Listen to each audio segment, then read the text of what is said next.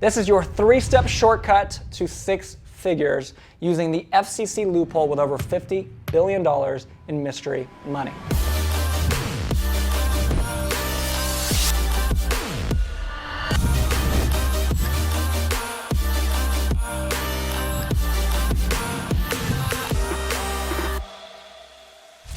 Hey guys, welcome back to the channel, and if you're new here, welcome. My name is Spencer Van, and in this video I'm going to be talking about the 3-step shortcut to 6 figures using an FCC loophole to over $50 billion in mystery money. Now listen, this is part 2. We're going to be talking about that first C in FCC, which stands for connect.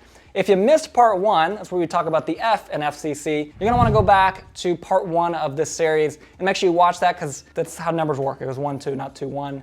And on top of that, this is not going to make any sense anyway. So with that being said, let's just jump right into it. But before we do, make sure you smash the like button down below. And of course, make sure you subscribe and hit the notification down below so you get notified whenever we upload a new video. Now with that being said, FCC, that stands for Find, Connect, Collect. We're going to be talking about connect. So how do we connect to people that are owed mystery money and not only inform them of their mystery money, but get them excited about it and wanting to work with us, right? To help reunite them with their money, essentially. And it really comes down to a very simple 3-step script. Now, I'm gonna be frank with you, our actual script is a little bit longer. Kind of all comes down to 3 steps, that's what I've summarized it to. But, you know, we actually have a written script that we use, and it's about 3 or so pages long. But in this video, I'm gonna be summarizing the 3 main points that you need to accomplish in your script. So if you're not in our programs, you can still take this video and take the main points and just say it in your own words, right? And it'll get you probably about 75% of the way there. So hopefully that makes sense. And yeah, so let's jump right into it. So the simple 3 steps. So step number 1 of our simple 3-step script is to simply confirm you're talking to the right person.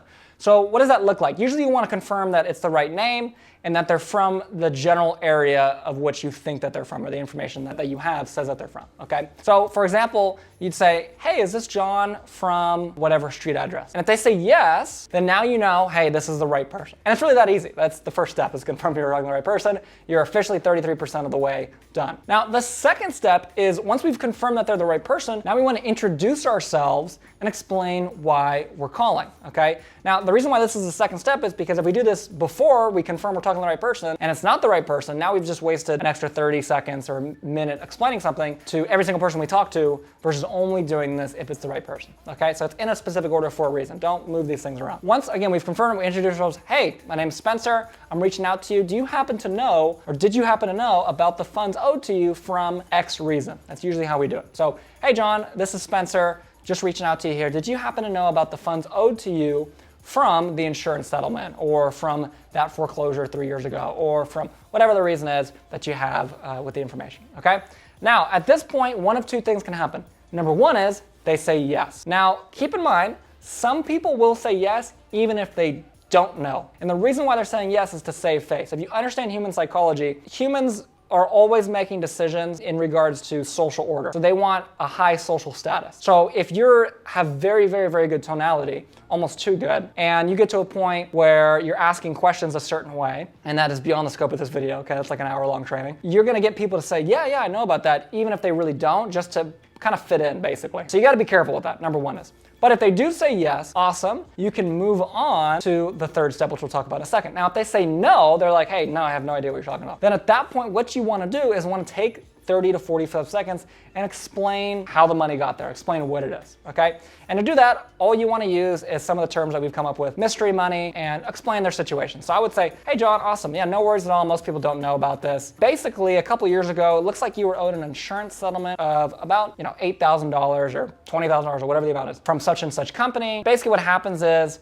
that money was owed to you. For some reason, that company couldn't find you, and it turns into what we call mystery money. That money gets sent up to the state. Now the state holds on to it. Now you're using the word mystery money for a very specific reason.